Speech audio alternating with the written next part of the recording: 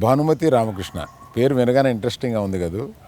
నేను చానాళ్ళ తర్వాత ఒక మంచి క్యూట్ సినిమా చూసిన ఫీలింగ్ వచ్చింది. ఒక మెచ్యూర్డ్ లవ్ ఎలా ఉంటుంది అనేదాన్ని మనం రెగ్యులర్గా ఏం చూస్తున్నాము, ఒక టీనేజ్ ఇన్ఫాచ్యుయేషనా, అది లవ్వా తెలియని వయసులో ఇద్దరు ప్రేమలో పడిపోయి దాన్ని పెళ్లి దాకా తీసుకెళ్ళడం, పెళ్లి చేసుకోవడం, చేసుకోలేకపోవడం, ఇటువంటి లవ్ స్టోరీస్. ఆ తర్వాత ఎర్లీ 20s మిడ్ 20sలో లవ్లో పడడం, కొంత మెచ్యూరిటీ కొంత ఇమ్మెచ్యూరిటీ వీటితో కాటు మిక్స్ అయిన ఒక ఎమోషన్స్ తోటి ఒక ప్రేమ వివాహము ఏదో జరగడం.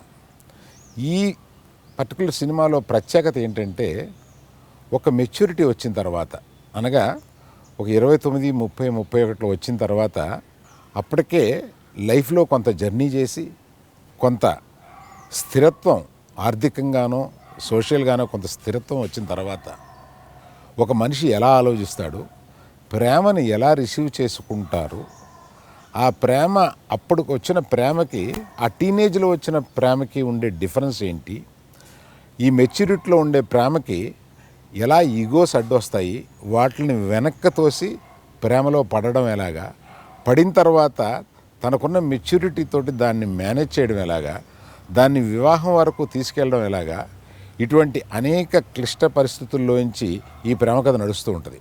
ఇది నాకు డిఫరెంట్ ప్రేమ కథ కింద అనిపించింది అనమాట. అందుకు చూడగానే నాకు నచ్చడానికి కారణం ఇది రెగ్యులర్ ప్రేమ కథ కాదు, డిఫరెంట్ లవ్ స్టోరీ అని అనిపించింది. శ్రీకాంత్ గారు ఒక ప్యాషన్ తోటి, శ్రీకాంత్ అని డైరెక్టర్ గారు సో ఒక ప్యాషన్ తోటి తీశారు cinema.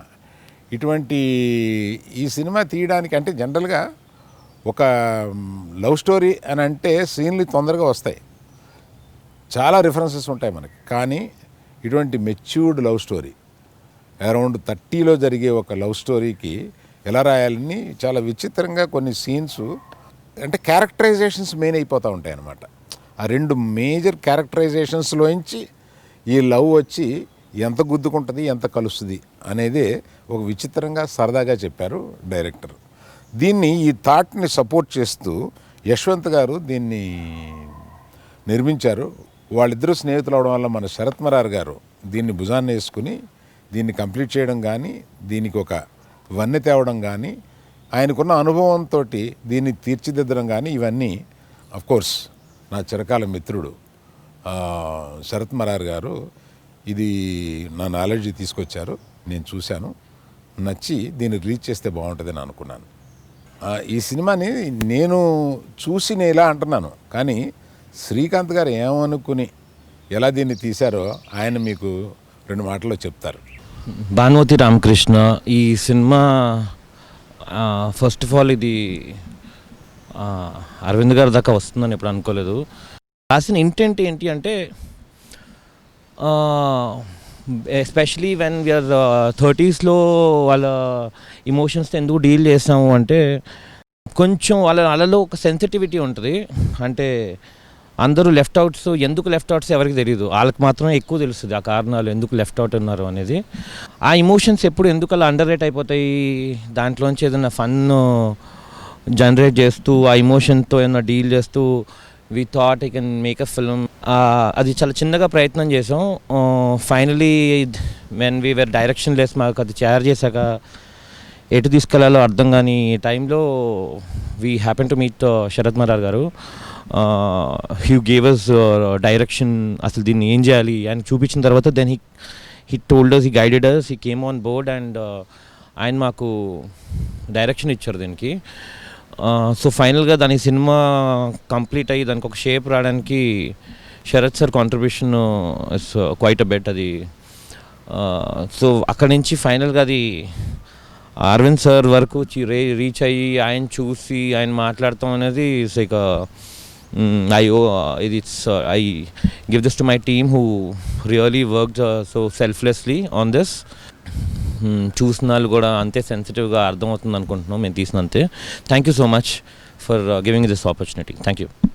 So first of all, thanks to Arvind sir and Sharath sir. Actually, first of all, we don't have any background from cinema or anything like. So first of all, we want to do something And Srikanth, I know him since more than like 15 years, and I like his sensibility first nunchi kuda. So we never thought we'll do something like this first nunchi. So it just came up random ga ochindi ee thought of it. And so we thought, so we'll make something, you know, different. And then we started doing it, and eventually ga ala start ayindi. And then Sharath sir దగ్గరికి వెళ్ళటం జరిగింది, and he liked it and he supported us. And దానికి ఒక proper end తీసుకురావడానికి Sarath sir చాలా help చేశారు. And then నా Arvind sir దగ్గరికి కూడా సార్ వల్లే వచ్చింది, రీచ్ అయింది. అండ్ అరవింద్ సార్కి నచ్చటం అన్నది వీ హ్యావెంట్ అసలు ఇదంతా ఎక్స్పెక్ట్ కూడా చేయలేదు first time.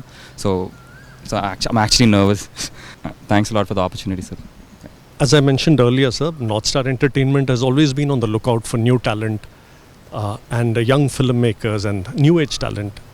And the web and the digital medium is growing by the day, and we thought we should explore and bring in some great talent onto the screen.